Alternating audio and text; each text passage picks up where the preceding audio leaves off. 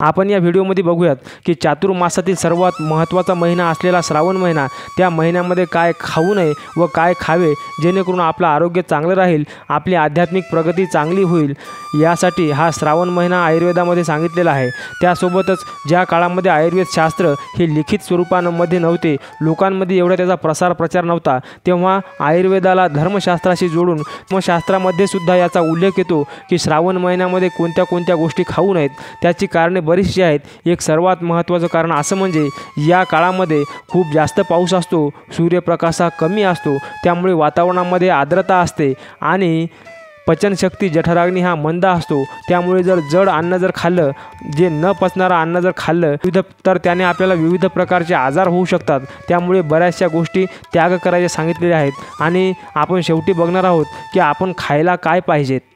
श्रावण महिन्यामध्ये दूध आणि दुग्धजन्य पदार्थांचा त्याग करायचं सांगितलेलं आहे। म्हणजे त्या काळामध्ये दूध हे विषासमान आहे आणि ते विष जे त्याज्य आहे ते भगवान शंकराला आपण नेहमी अर्पण करत असतो। ते आपले दोष असूयात, आपले पाप असूयात किंवा त्याज्य अशा विषारी वस्तू। कारण की दूध न पिण्याचं कारण असं आहे कारण की या काळामध्ये जो चारा जो असतो गायींचा, त्या चाऱ्यामध्ये अनेक प्रकारचे किडे माकुडे असतात, त्याच्यामध्ये विष निर्माण होते, रोगजंतू निर्माण होऊ शकतात आणि अशा वेळेस गाय जे आहे रोगट दूधसुद्धा देत असतात। त्यामुळे हे दूध शंकराला अर्पण करायचं, आपण प्यायचं नाही, असं या ठिकाणी धर्मशास्त्राने आयुर्वेदशास्त्राने सांगितलेलं आहे।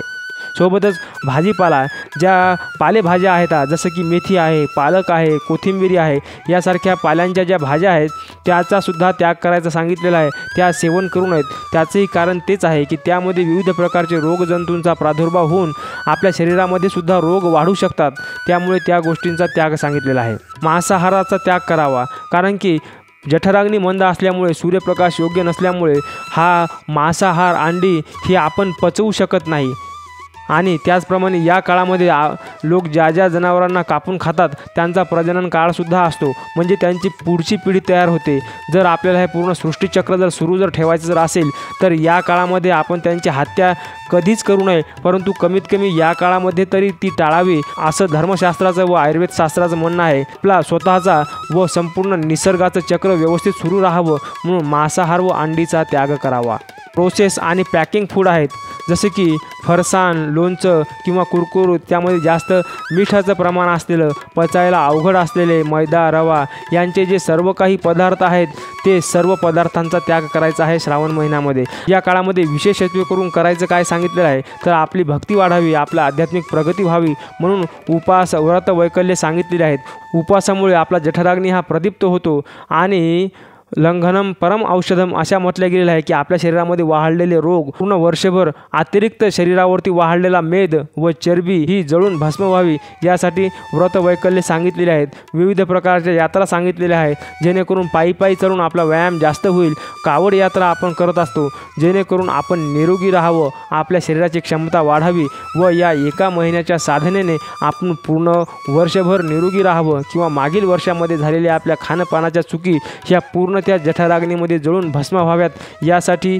उपवास सांगितलेले आहेत व आपली आध्यात्मिक प्रगती होण्यासाठी सुद्धा उपवास आदी साधने सांगितलेली आहेत। पण महिन्यामध्ये काय खावं तर सत्वप्रधान, पचायला हलका असलेलं मूग डाळ, तांदळाचा भात, भाजलेले पापड, डाळीचे वरण, की जास्त करून अद्रकीचा उपयोग, लिंबाचा उपयोग आपल्या आहारामध्ये असायला पाहिजेत। ताज्या भाज्या, शेंगावर्गीय किंवा लटकलेल्या ज्याही भाज्या आहेत, उदाहरणार्थ दोडका, कारले, कद्दू, भोपळा यासारख्या बंद भाज्या, जेणेकरून त्यांच्या आतमध्ये रोगजंतूंचा प्रादुर्भाव नाही झालेला, अशा भाज्यांचा आपल्या आहारामध्ये समावेश करावा किंवा ऋतूनुसार जेही येणारे या महिन्यात उपलब्ध असलेले फळांचा समावेश आपल्या आहारामध्ये करायला पाहिजेत। आणि जास्त करून जर तुम्ही खूपच सेन्सिटिव्ह आजारी जर असाल तर अशा काळामध्ये उकळून थंड केलेल्या पाण्याचा आपण समावेश केला पाहिजेत। पाण्यामध्ये हळद, सुंठ, जिरे, हिंग यांचा समावेश असावा आणि आल्याचा काढा दररोज जर उपयोग जर केला तर अनेक प्रकारच्या आजारांची रोकथाम होते व या श्रावण महिन्यामध्ये, पावसाळ्यामध्ये आपण कसल्याही त्रासाशिवाय निरोगी राहू शकतो। पूर्ण व्हिडिओ बघितल्याबद्दल मी मनापासून आपला खूप खूप आभारी आहे। आपले सर्वांचे आभार।